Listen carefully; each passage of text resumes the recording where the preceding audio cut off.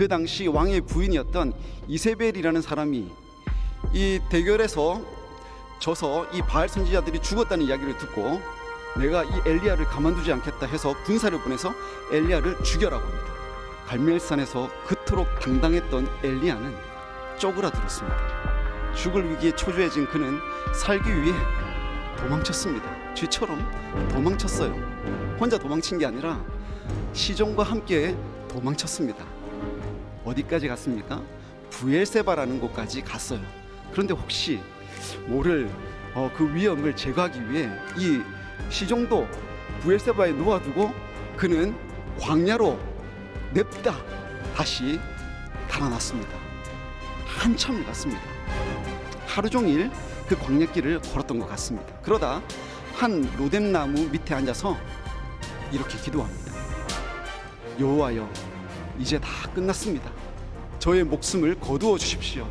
나는 내 조상들보다 못난 놈입니다. 이 인간이 갈멜산의 전투에서 승리한 그 영웅 맞습니까? 이 못난 놈이 바로 엘리야였습니다. 다 포기했는지 기력이 다했는지 그는 그 나무 아래서 스르르 잠이 들었습니다. 곧 자고 있는 엘리야에게 여호와의 천사가 나타나 흔들어 깨웁니다. 야, 일어나. 일어나 보니 이렇게 이야기합니다. 앞에 누구 좀 먹어라. 보니까 머리맡에 숯불에 구운 떡이 있습니다. 저도 얼마 전에 숯불에 떡을 구워 먹었거든요. 가래떡 있잖아요. 맛있었습니다. 그 떡을 이 엘리야가 먹고 또 옆에 있었던 물을 마셨습니다. 이제 뭐 했을까요? 살 소망이 없는 그는 또 잡니다. 잠이 스르르 들었습니다. 여호와의 천사가 다시 나타납니다. 야, 일어나. 충분히 잘 먹고 자고 있는데 누가 깨우면 어떻습니까? 신경질 나잖아요. 화가 치밀어 오르잖아요. 그런데 깨우면서 하는 이야기가 또 먹으라는 거예요. 여러분 먹겠습니까? 잘 먹지 않겠죠. 그런데 여러분을 깨운 사람이 여러분 직장의 사장님이라면 어떻게 하겠습니까? 일어나겠죠. 먹어도 또 먹겠죠. 배불러도 또 먹겠죠. 그런데 지금 말했던 분이 누굽니까? 여호와의 천사였습니다.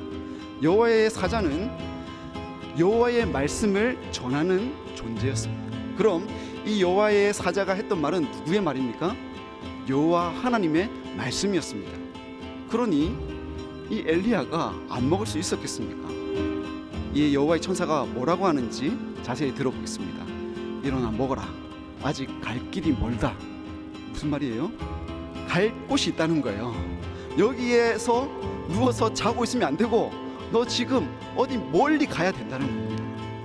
이 말을 들었던 엘리야는 먹습니다. 마십니다. 엄청 먹었던 것 같습니다. 자, 걷기 시작하는데 1시간 걷습니까? 아니요. 2시간 걷습니까? 아니요. 하루 걷습니까? 더 걸어요. 이틀 걷습니까? 더 걸어요. 성경을 보니까 40일 낮과 밤을 가리지 않고 걸어갔다고 합니다. 어디까지 갔습니까? 도착한 곳이 어디예요? 하나님의 산 호렙이었습니다. 이 호렙은 또 다른 이름이 있습니다. 시내라는 이름이 있죠. 모세가 하나님을 만났던 장소 바로 시내산이었습니다. 그 산에 어느 굴에 들어갔습니다. 그 굴 속에서 이상한 소리가 들렸습니다. 그것은 여호와의 음성이었습니다. 엘리야야, 네가 어찌하여 여기 있느냐? 이게 무슨 뜻입니까? 엘리야야, 어찌하여 네가 여기 있느냐 하면 여호와께서 어디 있다는 겁니까? 거기 있었다는 거예요. 엘리야야, 네가 어찌하여 나 있는 여기에 있느냐? 자, 그때 엘리야의 대답을 함께 읽어보겠습니다. 10절입니다. 그가 대답하되 내가 만군의 하나님 여호와께 열심히 유별하오니 이는 이스라엘 자손이 주의 언약을 버리고 주의 제단을 헐며 칼로 주의 선지자들을 죽였음이오며 오직 나만 남았거늘 그들이 내 생명을 찾아 빼앗으려 하나이다. 엘리야가 그렇게 살기 위해 도망친 이유가 무엇 때문이라고 합니까? 만군의 하나님 여호와께 열심히 유별났기 때문이라고 하는 거예요.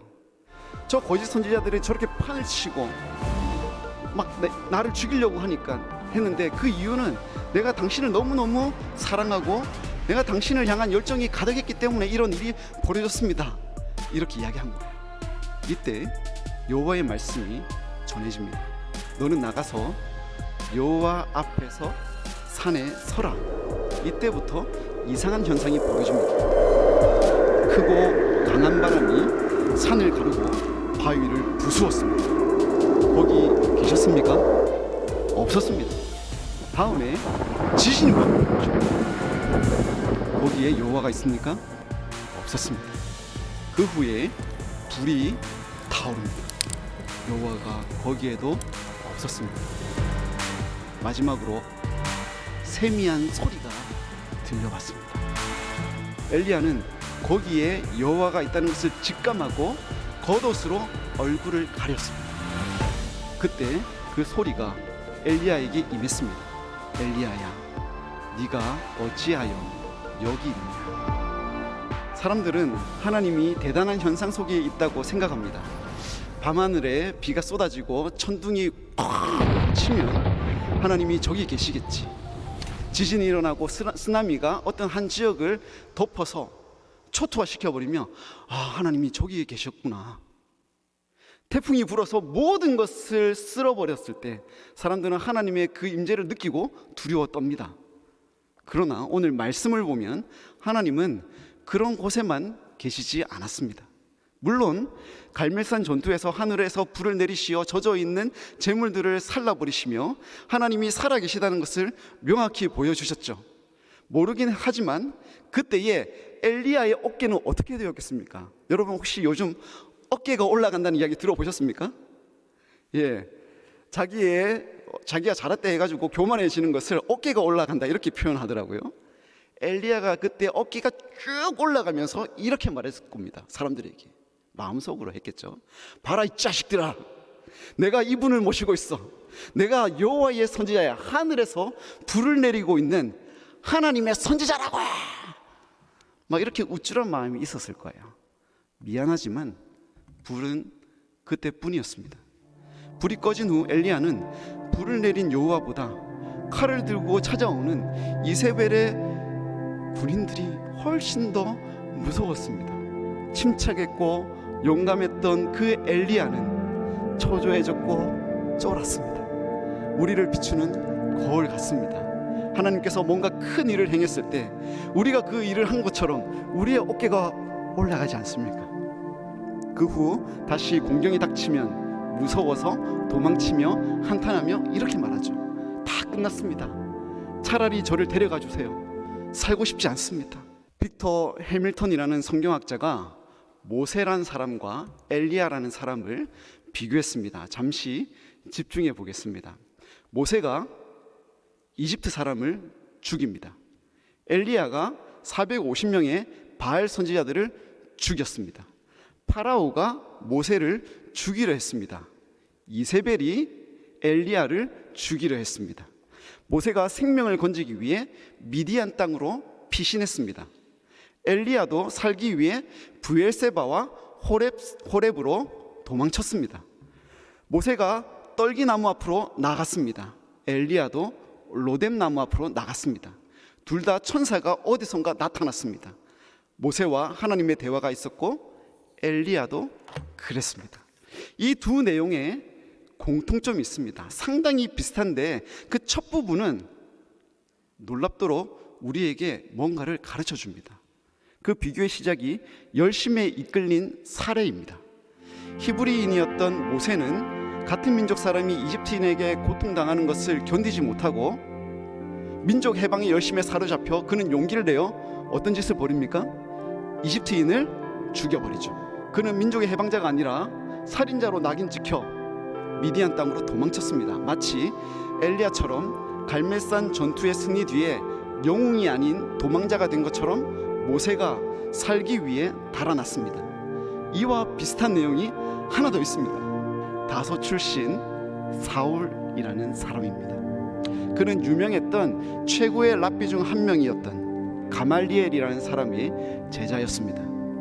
아주 열심히 썼던 유대인이었습니다. 그의 관점에서 기독교인들은 이단이었습니다. 십자가형으로 죽은 예수라는 인간을 추종한 저주받을 집단으로 이해했습니다. 따라서 그런 잡초들을 뿌리 뽑는 것이 자신의 사명이다라고 생각했습니다. 사울은 매우 열심히 그리스도인들을 박해했습니다. 여러분, 스데반 집사님 아시죠? 그분이 돌에 맞아 죽을 때 사울이 곁에 있었습니다. 그리고 나중에는 사울이 그리스도인 박해에 선봉에 섰습니다.